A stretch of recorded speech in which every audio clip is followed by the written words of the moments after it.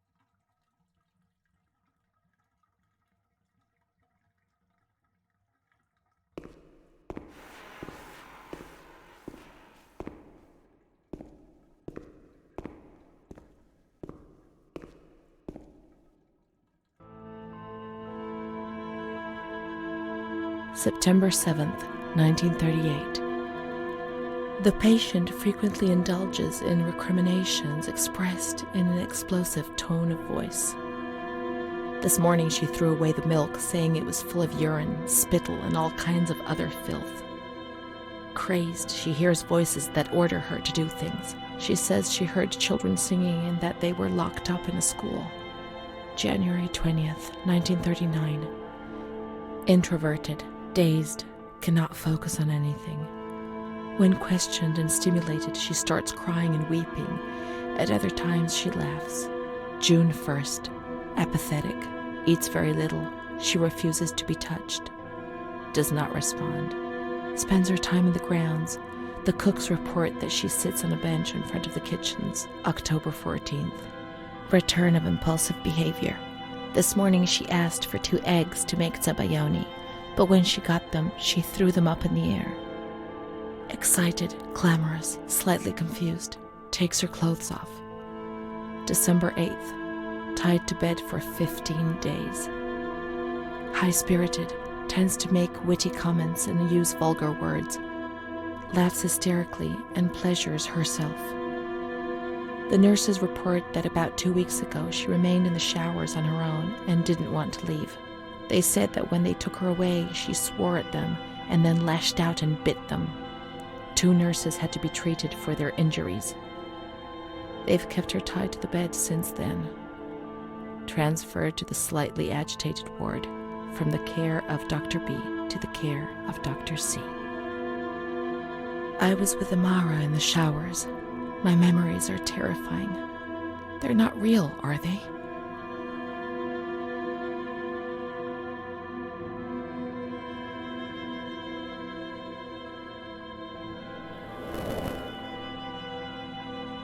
December 15th. Dr. C. Patient notes. The abnormality of her psychic state has induced her to lead a life which is irregular and tends towards delinquency. Of fickle and flighty character, she regularly discards her household duties and engages in occasional prostitution. Prostitution? Me? No, I don't think I could have. Or are my memories deceiving me? What other horrible things could I have done without even realizing? The uncertainty, the fear of my own actions was one of the things that tormented me most. Her mental deficiency makes her deaf to the reprimands of her family. She has shown suicidal tendencies. She was brought to the ward yesterday, agitated and hysterical. Treated with cardiazol, 2 injections a week for 5 weeks. The therapies removed the light for a while, but also all her will, desire, and hope.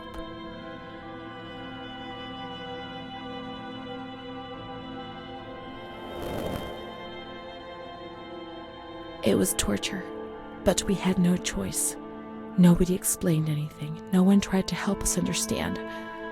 We were like farm animals.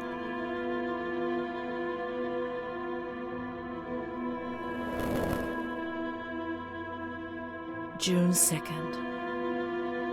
After a long period of calm and improvement, the patient is very agitated today and vehemently refuses to submit to a gynecological examination. She swears and curses those helping her, flailing her arms and hitting them. According to reports by Dr. B, the patient has been subjected to periodic checkups since she had a spontaneous abortion about 2 years ago in her 3rd month of pregnancy. Conception occurred after she had sexual intercourse with a stranger who sneaked into the hospital grounds. Details are contained in the charges filed at police headquarters in Volterra, a copy of which is attached to these clinical notes. ES therapy. A spontaneous abortion? It's not true. I can't believe it. How could I have invented things if I didn't even know what they were doing to me?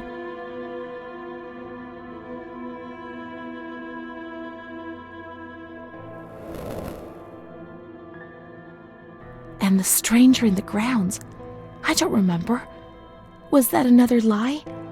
Or was another memory removed? God, my head.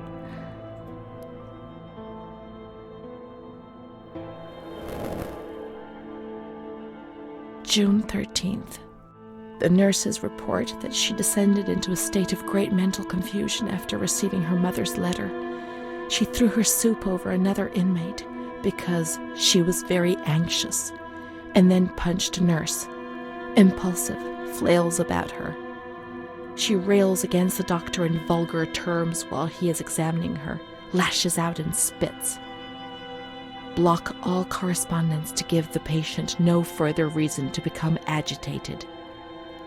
August 20th, tied to bed. The nurses report that the patient is extremely agitated after the visit of a relative or family friend. 2 days later, she is still shouting all the time that he commands her, that she must obey and harm herself, and that she is not Charlotte. All visits forbidden, constrained to bed, and intensification of ES therapy until we achieve results. Calm down. You must be calm. Don't get agitated. We'll make you calm down. Is that the only thing that matters? Is tranquility worth the price of not living?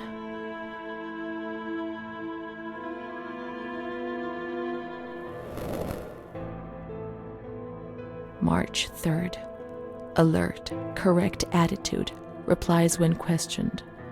The nurses report that the patient is calm. She washes and looks after herself. She affirms the existence of a certain Amara. She says that Amara is a patient who disappeared when she was moved to this ward. No confirmation. Probably a regressive hallucination. Evaluate transfer. Did I imagine Amara? That's not possible. She was there. I know she was there. I feel it. She must have left some traces of her presence.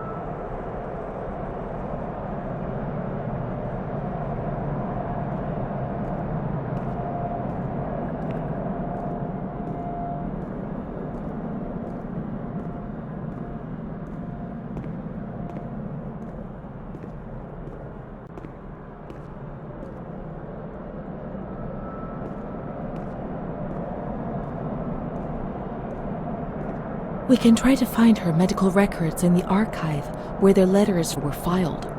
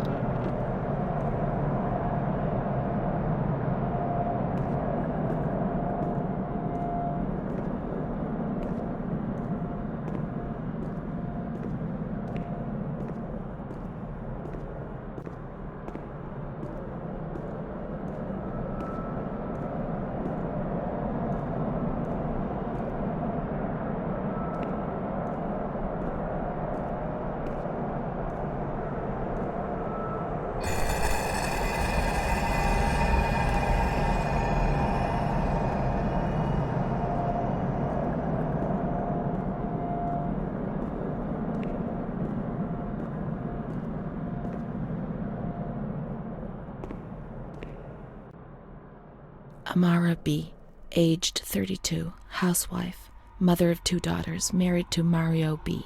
So Amara does exist, yet she had no children and wasn't married, but that photo, it's her. June 3rd, 1936. Admitted yesterday, showing signs of improvement. June 8th. Cheerful, calm, and tranquil. Her behavior is good and she is keeping herself clean and tidy. Discharged on June 10th. April 28th, 1937. Arrived accompanied by her husband in an anxious and nervous state. Has difficulty speaking, trembles. Discharged May 14th. March 8th, 1938. A few days before Renee was admitted, she told me that she too had been admitted only a short time previously.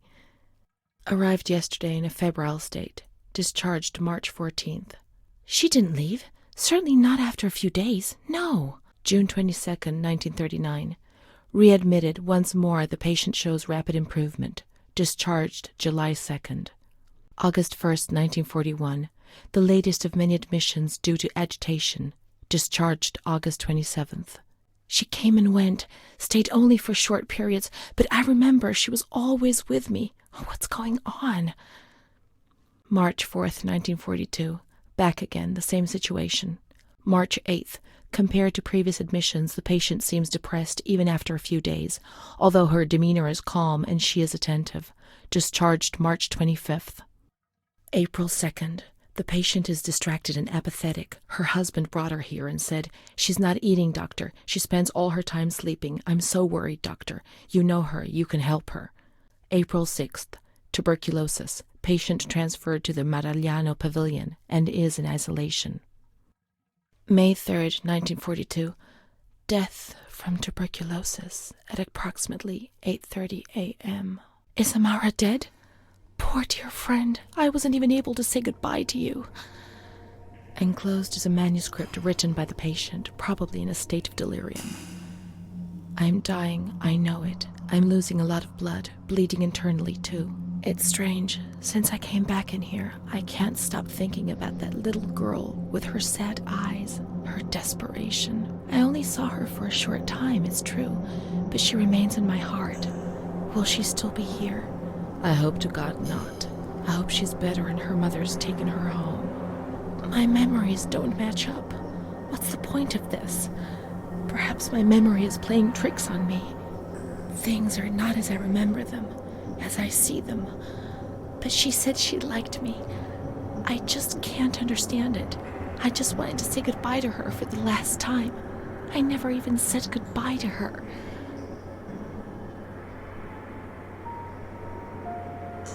How could a soul survive in this hell? I so want to feel things again. Pain, passion. Feel the damn tears rolling down my face. To remember that I was alive.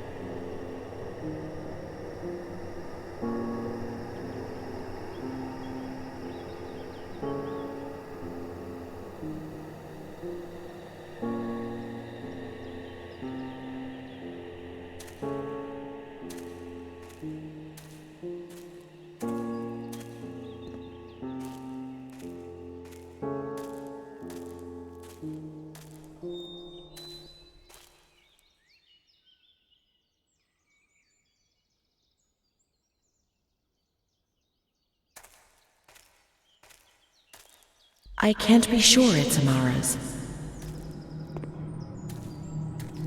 These crosses are nameless. How will we ever know who is buried here?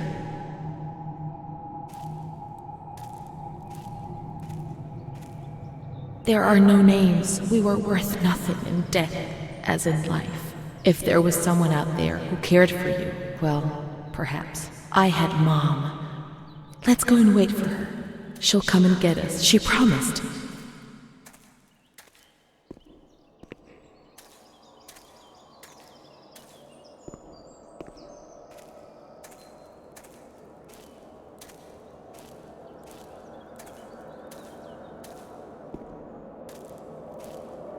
Mom will come. She'll come. She promised, and she'll come to get us. She'll take us home. Now I understand. I won't misbehave anymore.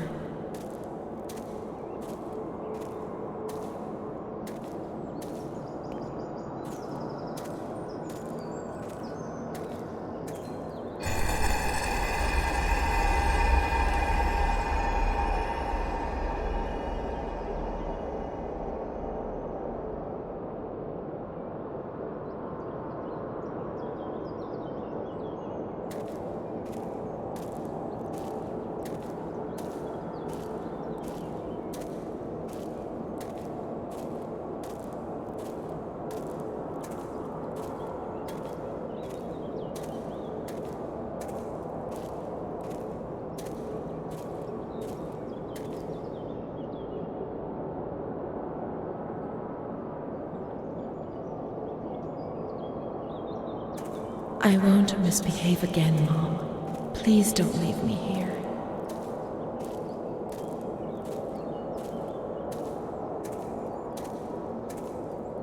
I won't cause any trouble. I'll be quiet in my corner.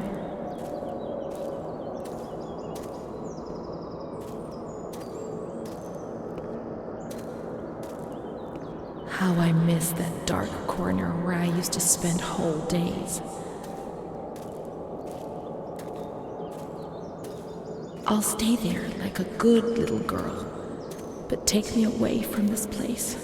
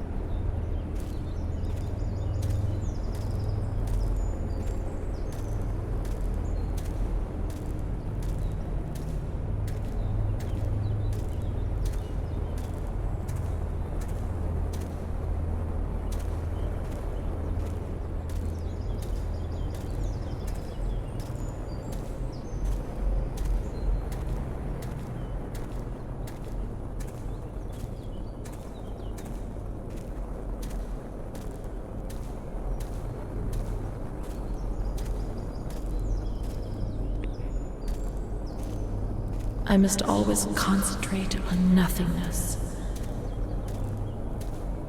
Otherwise, I get confused and I'm afraid I won't be able to find my way back.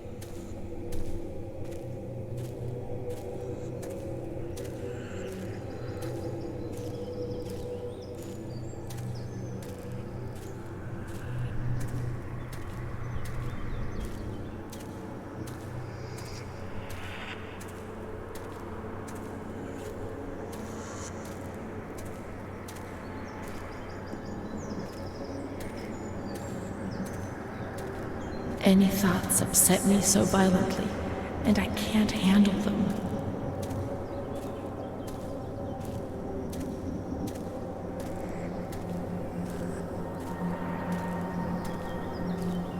I'm afraid of myself, of what I might do when I get confused and don't remember anything.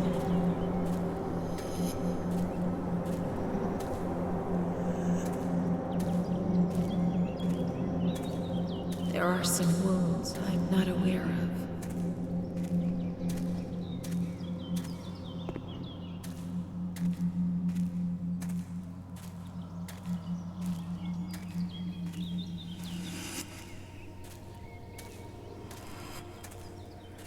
And that's the pain that causes me the most anguish.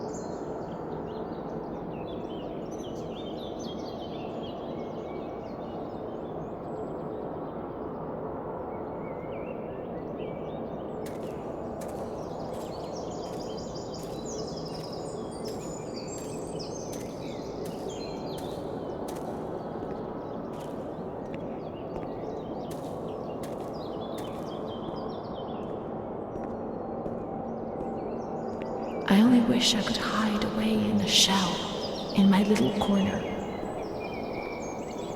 see no more, hear no more, no longer exist. Take me away, Mom, I beg you.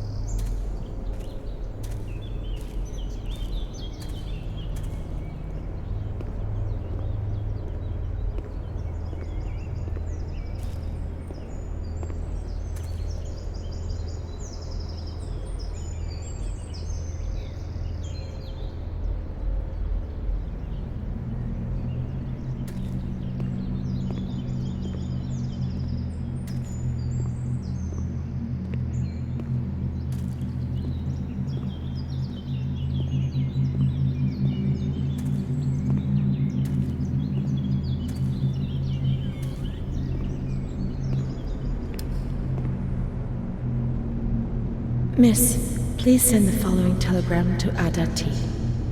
Discharge of Renee T. Impossible.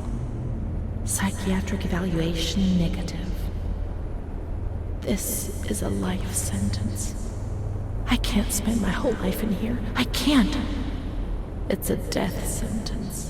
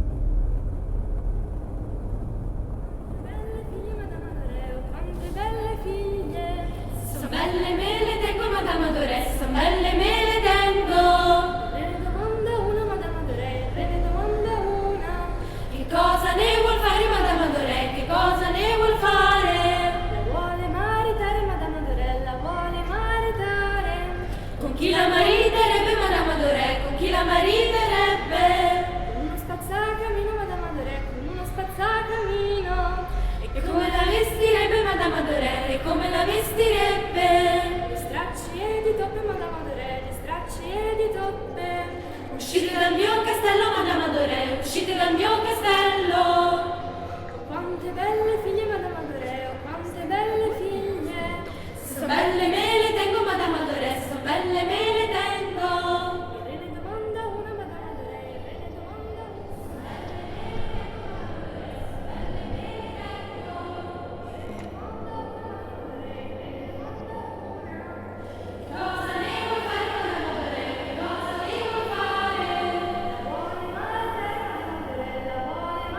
maritare. Con chi la mariterebbe, Madame Adoré? Con chi la mariterebbe? Con il re di San Adoré, con il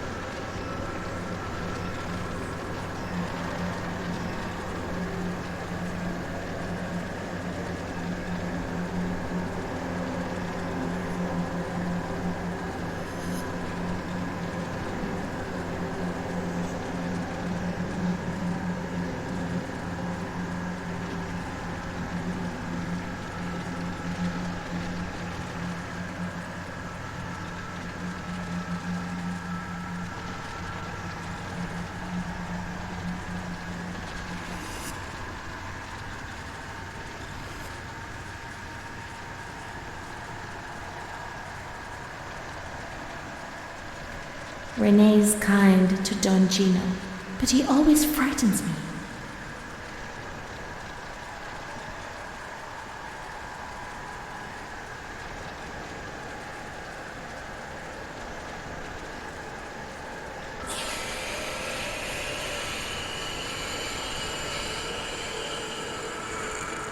A cat goes into my mouth and eats me from inside. At least you can't see what's happening.